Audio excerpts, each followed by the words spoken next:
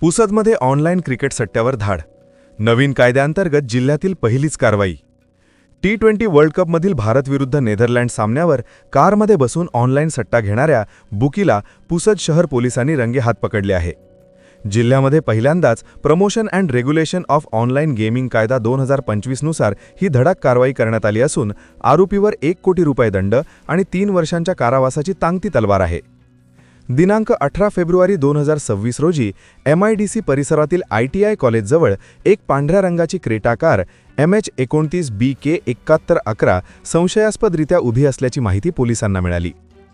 पुसद शहर पोलीस स्टेशनचे ठाणेदार पोलीस निरीक्षक सेवानंद वानखडे यांनी आपल्या पथकासह तेथे सापळा रचला. यावेळी आरोपी कैलास लखनलाल साहू वय 48 वर्ष, राहणार ऋग्वेद कॅम्पस पुसद, हा कारमध्ये बसून मोबाईलवर लोकांकडून प्रत्येक बॉल आणि रनवर पैशांची बाजी लावून ऑनलाईन सट्टा घेत असल्याचे निष्पन्न झाले.